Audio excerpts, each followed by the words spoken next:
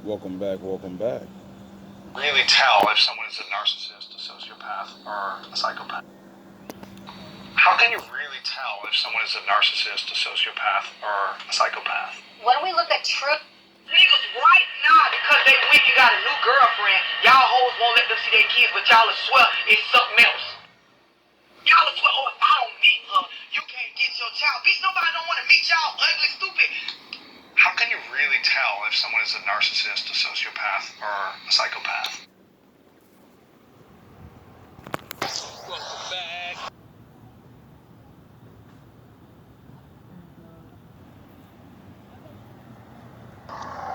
Reporting live on GMB TV.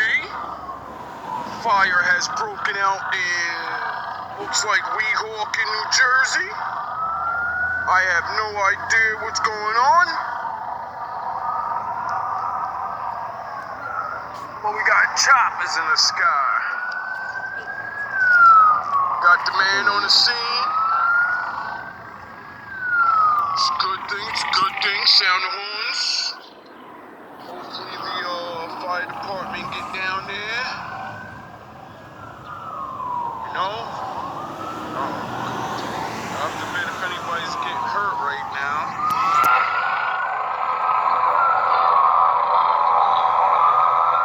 Sad world we live in. Gotta be careful. Gotta be careful.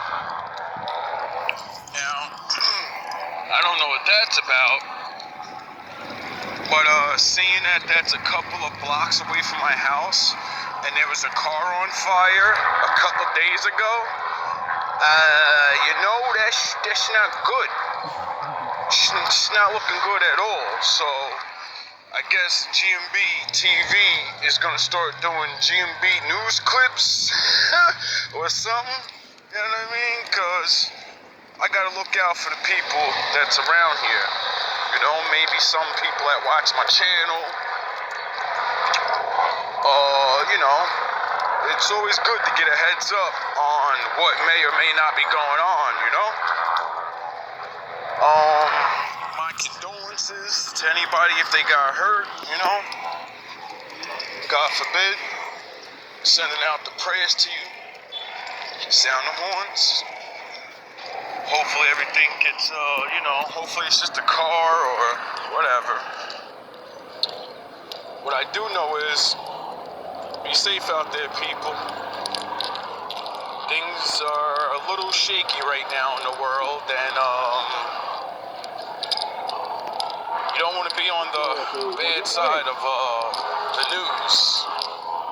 All love, all praise to the Most High.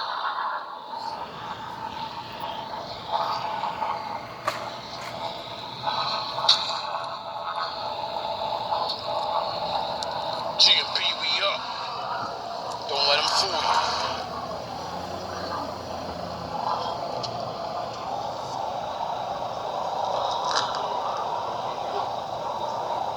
Don't let them fool you.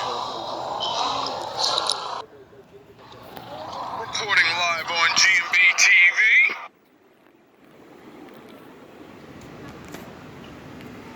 The roof damage, that is where the fire originated, and it all has to do with what was on the backyard of that property. The roof damage, that is where the fire originated, and it all has to do with what was on the backyard of that property. Fair use. Cash. Jordan. Yard of that property. Fair use. Cash. Jordan. Please don't copyright strike this video. This is really important, bro. We're gonna give our viewers. So, before we see the backyard of this place, it's important to understand who was inside this building illegally that started the fire to begin with. And the home in question is located in Marine Park, a very nice residential neighborhood, and it had been abandoned for a very long time, long enough that junkies were able to get inside and had been squatting there. But according to the New York Post, those junkies rented out the home or part of the home to asylum seekers who then moved in and were living there as well. Neighbors interviewed said problems had been happening at the home for a while and an unknown number of people were living inside of it. They claimed there were fights started between people living at the property and moved in and were living there as well. Neighbors interviewed said problems had been happening at the home for a while and an unknown number of people were living inside of it. They claimed there were fights started between people living at the property and neighbors nearby. And what you have here is a critical mass of people living inside one particular property doing things inside of it that are not exactly legal or safe, which is why it burned down. What was back there was a hoarding of trash that basically acted as an accelerant and kindling for the fire. Now, fire officials on the scene tell us the spark was an extension cord that was charging multiple e-bikes. Now, when that extension cord caught fire, so did the skip and trash. Now, from the street, you can see a lot of the debris that caught on fire in the back that had kind of been hauled out onto this little side area here. But there are some photos of the... So, it seems like people have a problem that's unsolvable because, you know, people are here and some people don't give a fuck and they're gonna do what they do. So people are stuck in this predicament of, you know, it's always the low income places that are easy accessible because it's affordable, but also that comes with weak building structures, you know, so these landlords don't give a fuck. They're trying to get as much money as possible anyway, so why wouldn't they let one of them move in? They're getting all these cards and money and all that, so they're like, oh, that's automatic rent.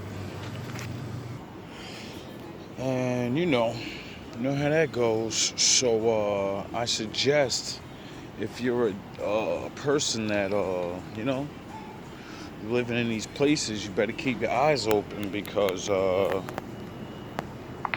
not much you can do, I guess, until your house burns down or, you know, one of these people go crazy. Backyard Online, look at this. It was basically a big dump right... You don't think the other ones like them are watching this and not cleaning up their backyards and shit? Oh, they are. See, they're together. They're ready to catch fire. What a disaster. But what's really sad about this story is that the people in this property that were living there, destroying it, their behavior destroyed both properties on either side of it as well. But what's really sad about this story is that the people in this property that were living there, destroying it, their behavior destroyed both properties on either side of it as well. If you look at the front door of the house to the left, you'll see paperwork from the city that stops people from coming inside as the property was damaged. So if people, you know, don't think it's their problem, like, say if a low-income building is right next to your house, and it's right there, you get it? Right next to it. When they burn that place to the ground, when the drugs and the influence and the gunshots or whatever happens, now you're involved. Whether, you know, sure, when you get hit with a stray, when your house burns down, because you won't look out your fucking window and do anything, it's not my problem. As long as I keep quiet, those days are fucking over. You're going to keep quiet and you're going to wait till you're doomed, or you're going to do something. Pretty badly. The side of the house is burned and scorched. It's likely totaled, which is a shame. You can tell people were living inside of it because the exterior is well maintained. It looks like the porch has recently updated windows. It looks nice. There's landscaping work out front, but now the roof area has no windows and there's a burned up mattress on top of the building. And whoever was living there, spending money on that property, improving it, now does not have access to it and can't live there. All because our city has a system in place that allows gang members to take over properties and do whatever they want inside of them. But sadly, this story gets even worse. This is a property, again, that home right in the middle where you can see the burns on the side, that is a problem for the community. And they say it was only a matter of time before this property caused a problem. That's what they say. They were worried about, that they were reporting to every agency they could. And unfortunately, those calls, despite that, this incident still happening here today. It's only a matter of time for some of us. You know what I mean?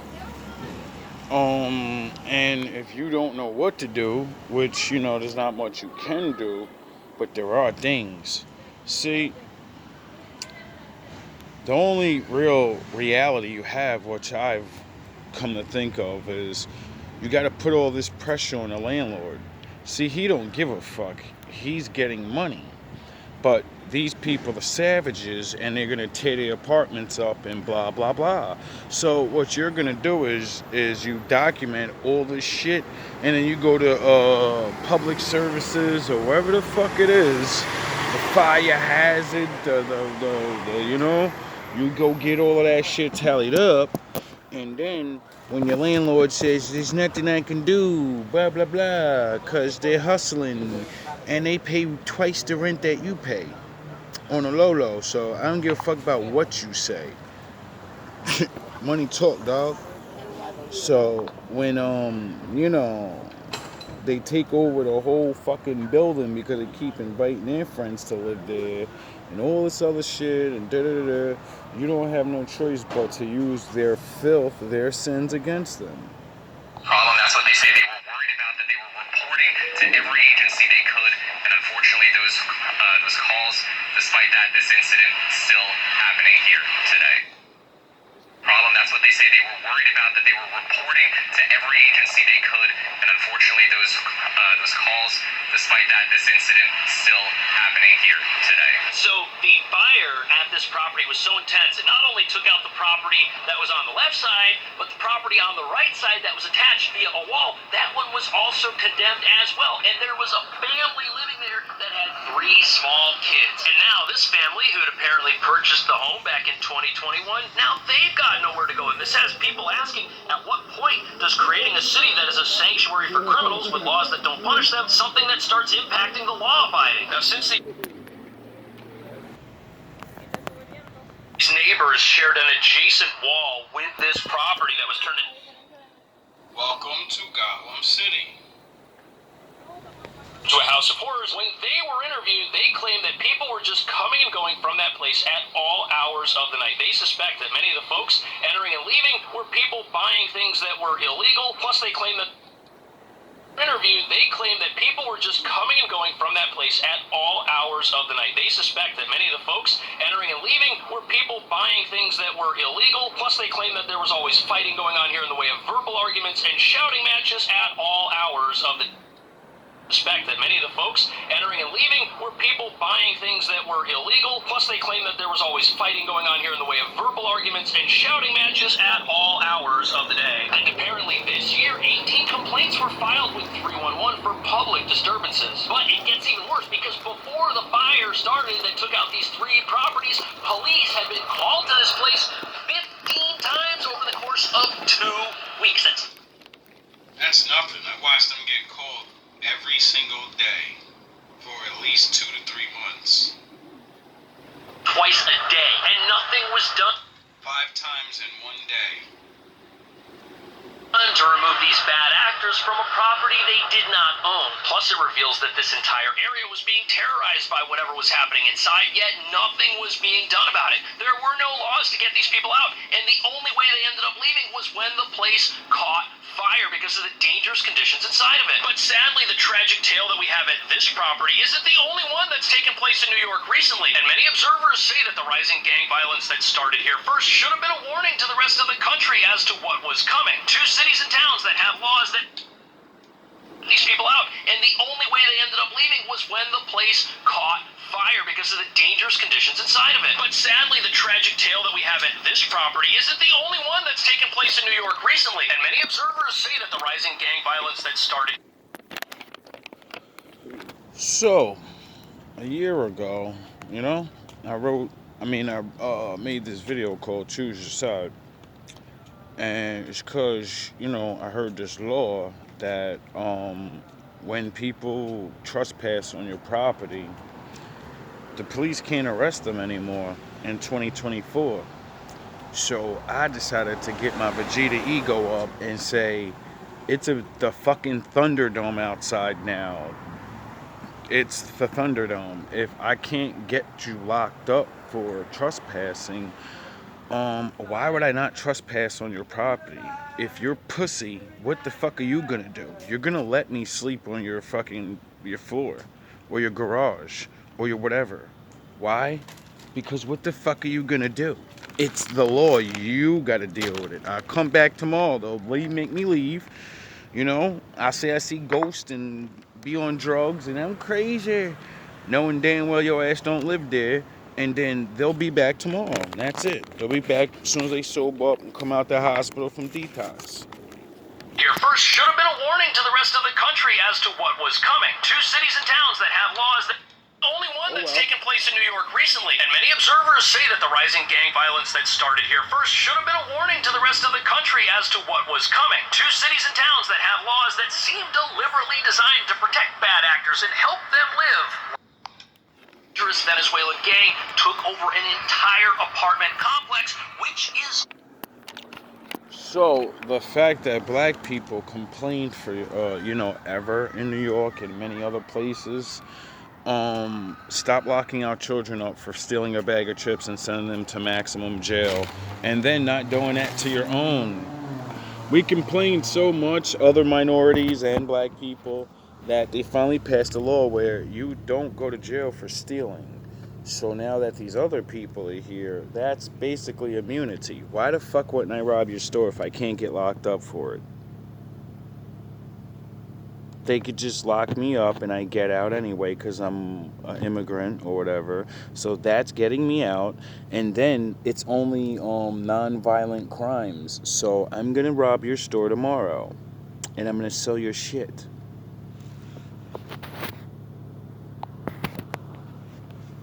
It's literally that simple. Like, this shit is going to destroy New York. New York's finished. Also something that's been happening here in New York for months. New York is That's crazy. That reminds me of a movie called New Jack City. A homeowner in the Bronx started renting a basement apartment to a woman who was from Ecuador, but then within a matter of 2 weeks, the woman told the landlord, listen, I'm going back, I'm leaving. It became like a clubhouse for 8 or 9 of the most dangerous people the landlord had ever been introduced to. So these guys were really sneaky, and as you're about to see, this was a violent gang intent on getting their hands on... So when you got a landlord that's literally completely pussy and scared to death because, they may know about what do you think they're going to go to? A white owner? No, they're going to impoverished areas where it looks like them. So then they go get in and like, oh, I want to help my Latino brother. Fuck that black guy or that white guy. And now you got niggas that's going literally New Jack City your fucking building.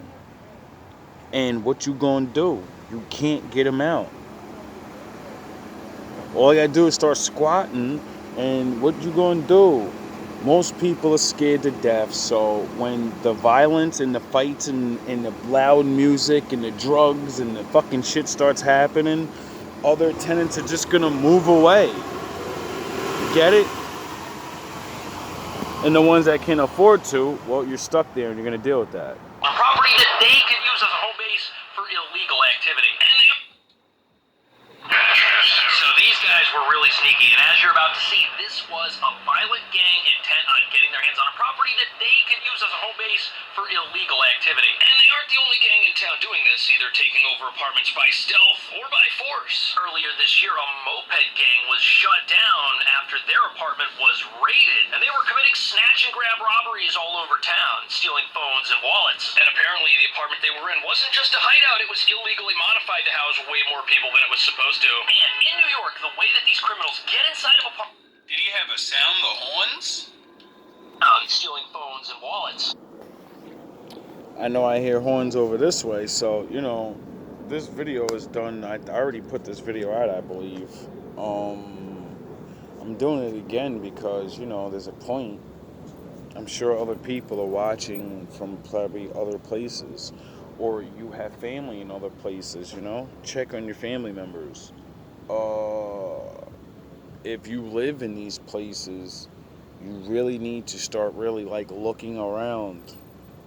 You really need to start making a plan. You need to either, fighting back and trying to go to war with these people. That ain't gonna do it. Because they can kill you and get out of jail. You can't. You kill them, you're going to jail for life, for murder. Get it? The law protects them from these things by default. And then, if they're robbing and stealing and selling shit and doing all these things, also the law that came in 2024, besides, you got to deal with them, is that you could bail people out for anything. So if I'm running a fucking organization of, retards, I'm bailing niggas out right away, and then they get to run back to their country, because it takes 24 to 72 hours, I believe, before the courts go and look for them again after they committed the crime and bailed out. So, it's the Thunderdome, whether people like it or not, and shit only grows.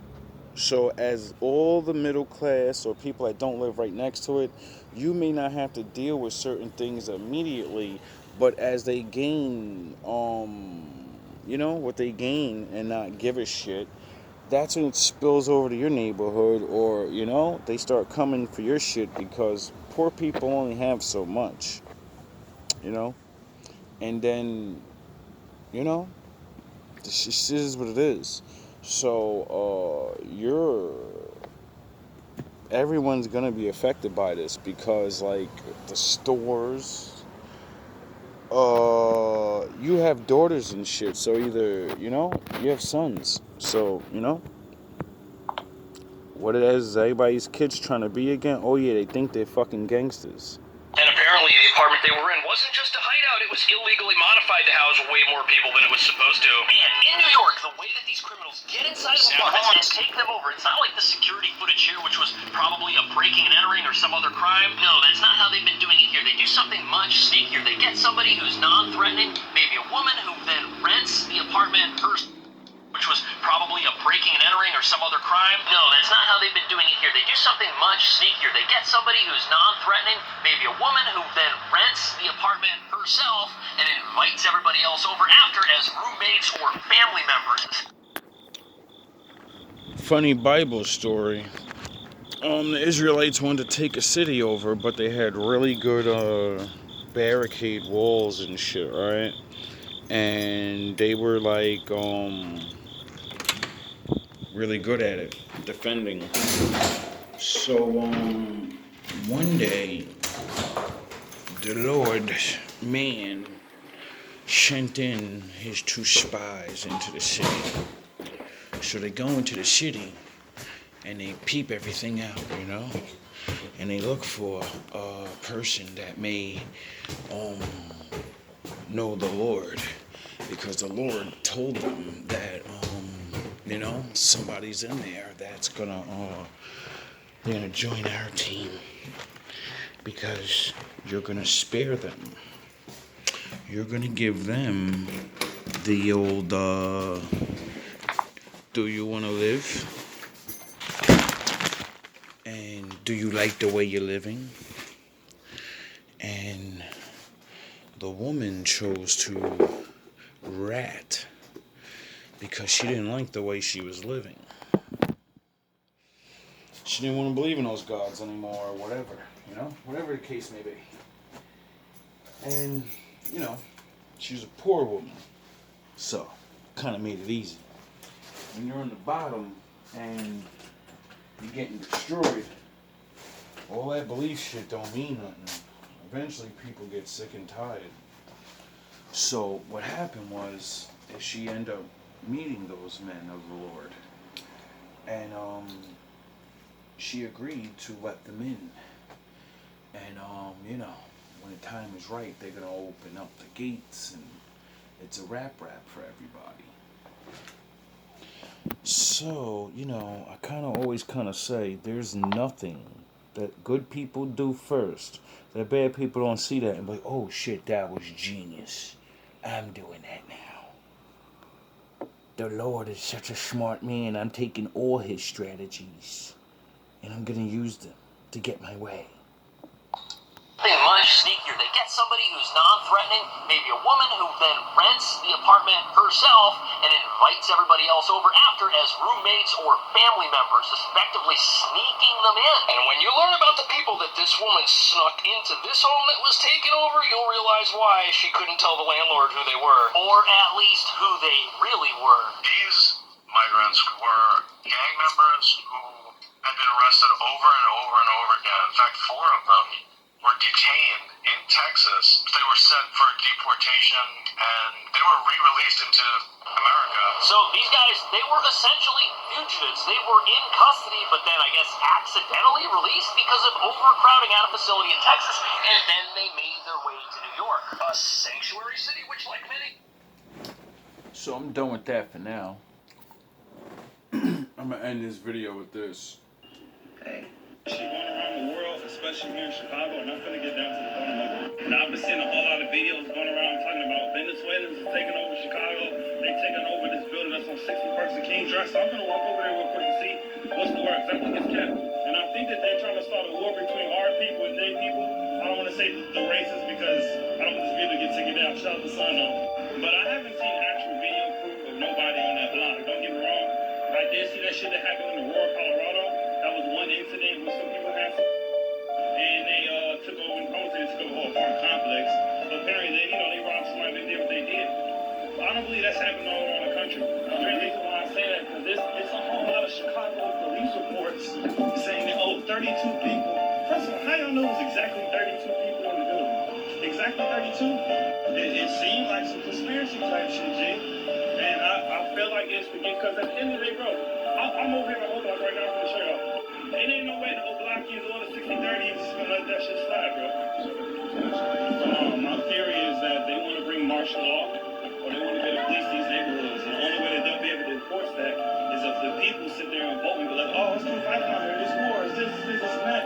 And they create an illusion that is war. And that's why I said like they trying to manipulate people by being all in their emotions, bro. If they can manipulate you by your emotions, especially by being black, then they get you to do anything. That's how all these politicians be doing.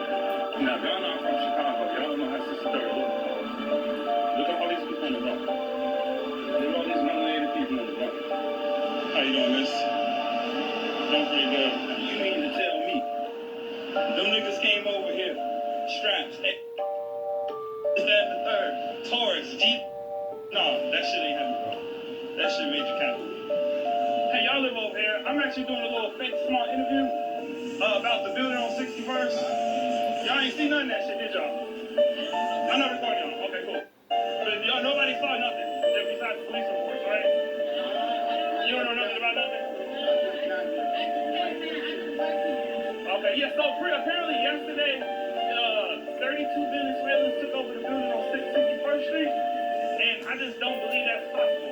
The way they took over an apartment complex.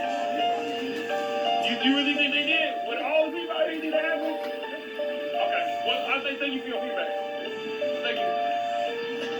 See, I'm just asking people who actually live on the block or so, and they think it happened. So we're gonna see if I'm wrong. We're gonna see if I'm right. We're gonna see why they chill out in the smoking. But hey, I gotta be in the field to really know this shit. So let's see. I don't know, man. This is out here this year. You know, they can get people to I'll vote for some shit that didn't happen, like they do every other war, like they do every other situation. They can manipulate y'all, and guess what? They can make y'all vote. They can make y'all have the people coming here, and now it's police walking around. We got curfews and shit. I'm trying to tell y'all. Okay, y'all. I think it's this building right here. I think this the building. I'm gonna interview some people over here and see get their part of the story type shit. So yeah, I'm over here talking to a couple of people that's over here on 61st. They definitely verified that shit did not happen. It's yeah. It's just media trying to start a war between Venezuelans and blacks. That's all. But these Venezuelans, they trying to survive just like we are. The same shit, bro. I agree, man. And I appreciate what y'all doing out here for us. For sure. So it wasn't a whole apartment complex. Imagine 3 people robbing 1 person. That's all that happened. So now. All love, all praise to the Most High.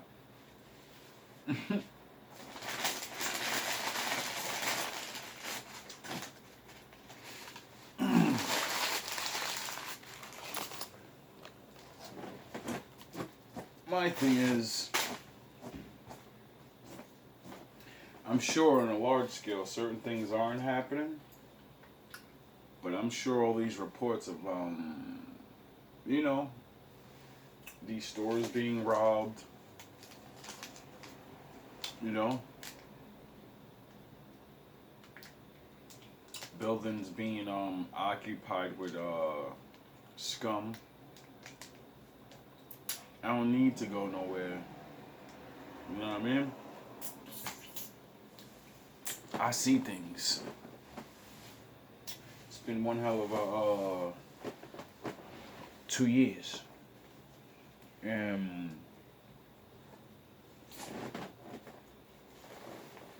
these sort of things are just inevitable, you know?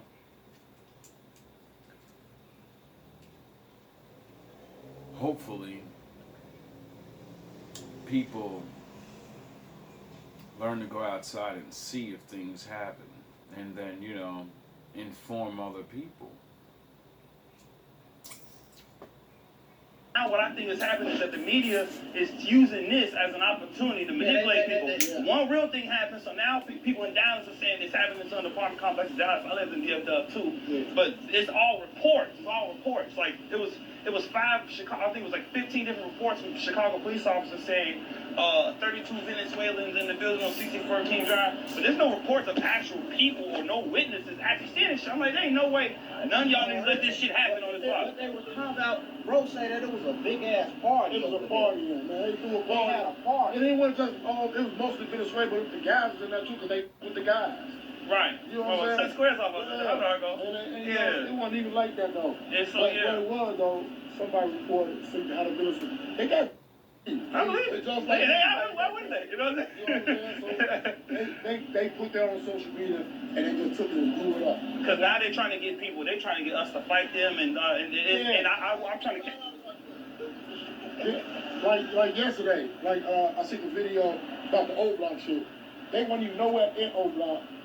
They was by Von Mirror, and they were talking like, oh man, Venezuela take it over. They got the background.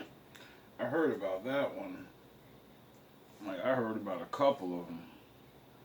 And, you know, then some guy got arrested, supposedly, that he was going to try to go back and retaliate, and just so many stories. And that's why I like to bring these stories. Because, regardless or not, certain things are happening. And it ain't got to be certain people, you get it? And the more people actually realize that we're all affected by things, you know? So we have to help each other with knowing what the truth is. Yeah, the video, they added that's what I'm saying. You don't have to like me. Venezuela because he spoke English too good. He's like, and he didn't have an accent. Yeah. You know what I'm saying? Yeah. It's like they try to push this narrative and try to get us to fight with each other. Exactly. You know what I'm and that's saying? exactly what I'm trying to catch. Yeah, I mean, it has been sort of a free fall in every aspect of the black man's life. We just watched every major star be destroyed for the last 20 years. All old school dudes get accused and destroyed and found guilty, and now they're starting with the newer generation after them, and the music and all of the truths and all of this, and then all these things, and then the Drake and Kendrick beef come out, Canada versus the black man, and black man's arguing with his woman, and all these things, all this pressure. And then you got the we helped you start rap, and with certain groups. Like, I made those episodes about how, like, I'm not beat for this psyop bullshit trying to get us to beef with each other. You know, it's the oldest trick in the book. You take the two poorest classes and you say have fun with each other. You know? And then I'll come down and regulate all of you. It's not, it's you know, I'm not saying that's what's actually happening. So many things are actually going on, and so many people are going to take advantage of the things going on. So, you know, that's why I say it doesn't matter if you don't like me. It only matters if we all know the truth. That's why I'm out here. That's why I'm out here talking to the brothers out here. Like, man, don't fall for that narrative. That narrative falls, though. You know what I'm saying? I appreciate you, man. For real. You be fine. And that's why I always go by what the Lord said. Defensive offense. You don't aggress. Don't ever be the aggressor. Because if you're actually good, you don't need to aggress towards anything. Evil people will come. And when they reveal themselves and they try to harm you, destroy them with the law. And that's it. Use all the law you can and destroy them. Reveal them to everybody. That's the first thing you do is, now once everybody can see who you are, it's a wrap. This is why the camera's so deadly right now, because, like I said, when the camera goes on, everybody starts fucking acting right. Why? Because there's no more lying after that. Whatever the fuck is going on is what's going on. And your actions are going to define everything, you know? Even though sometimes it can be, you know, altered, or you don't turn the camera on in time, so you only get part of the story, you know, you fucking, all these different technicalities. We all have to face these things and don't get manipulated. Stay on guard, because, you know, crime is real and, you know, people don't care. But don't get into a panic where now everyone's your fucking enemy, because you may hurt people that actually would have helped you. Taking over the... No, bro, they ain't even like that. Why? I said, bro, don't listen to that shit. That's the media trying to push this narrative. I had to come down here myself. I had to show people like, no, I doubt it. We got a textual job group. Yeah. From the big... I wasn't gonna do it, but you know what? Fuck it. We're gonna end it. Well, we're gonna hit you with this first, so people can learn how quick things can be done if you actually stop worrying about just yourself. Particularly my people. In my backup TikTok, my name everywhere is @TerrellSpeaksLife. Love, peace, I shake. So I just watched this video of these Amish people building up a whole farm in one day together with unity. Now just imagine if everybody came together, unified, and start to rebuild our communities.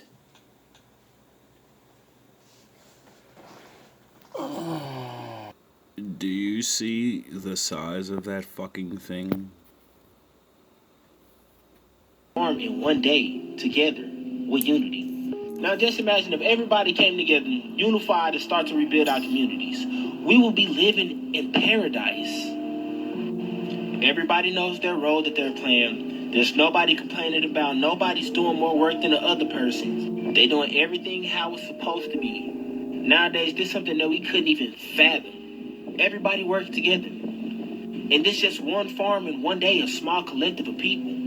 They built that from the ground up. They started at 7 a.m. Like literally, if we all came together and did this, we can end the homeless crisis. We can end the food crisis. We can literally end every problem that we ever had. And this video behind me just goes to show you that it can be done. 7 a.m. to 4 p.m. Like even in essence, story. Let me just give you some hints of what we're going to be showing. Massive amounts of mummies. And the big thing is, Terry, is there were thousands and thousands of panels of Egyptian hieroglyphics that have been interpreted. And what it tells the story of, which should rewrite all the world's history, frankly. because it's none other than the biblical Joseph of Egypt and his history. It answers the question, really. It was more than just a deal with Potiphar's wife that elevated Joseph to be the most powerful vizier, and secondly to the Pharaoh himself. Oh, so there's proof that, the Bible's real. And, It tells the story of how he ascended, frankly. Because it's none other than the biblical Joseph of Egypt and his history. It answers the question, really.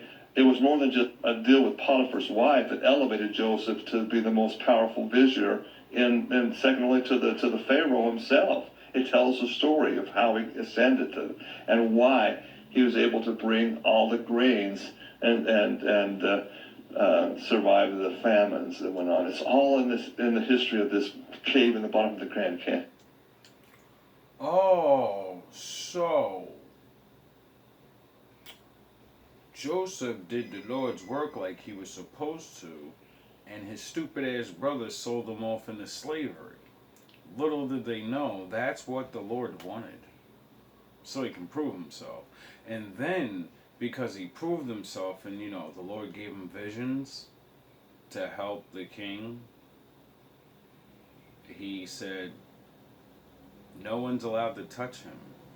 He's above all of you.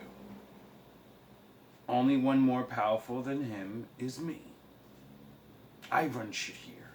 He just lives here and does whatever the fuck he wants to do. Because his God is above me. And if he calls his God on me, what the fuck am I gonna do? He's a judge. He's judging shit. Shit's getting done. And he's nobody. He's a slave. He's nobody. But in the eyes of his Lord, he's the fucking man. Regardless if you like it or not. Yeah, it's an amazing story. So, let's back that up a little bit. Flowing in 1870s. Oh, so that's when they found it? These little boats, and to go over the cataracts and the massive amount of water, it was an amazing feat. He survived, as we know. He had a Native American Navajo guide that basically took him down, not expecting to even know if he'd survived the trip. Powell wrote everything in his report to Congress, and he explains what he found looking up at this cave, which was quite a ways up from where the river was flowing in 1870s. And as the explanation went, he went up into it, was able to rock climb up to there's like a keyhole opening that was not natural. It was absolutely carved. And he went in and was shocked with what they found. Egyptian artifacts galore inside. So he didn't have time, of course, to do a full-scale excavation, but in his report to Congress, he made mention of it. Well, that, of course, garnered the attention of the Smithson family, and the Smithsonian Institute sponsored a second trip through, this time loaded with photography equipment to document what was in there. And so the Smithsonian Institute went in there and, my goodness, took all kinds of pictures. And instead of going on down the river, they actually hiked up to the top of the rim and went overland from there to map that out. Okay, that's part of the unknown history of the early expeditions of the Grand Canyon. And G.E. Kincaid, who is an employee of the Smithsonian Institute, he survives the Great War, comes in, and he's funded by Smithsonian to go back in cavern system. So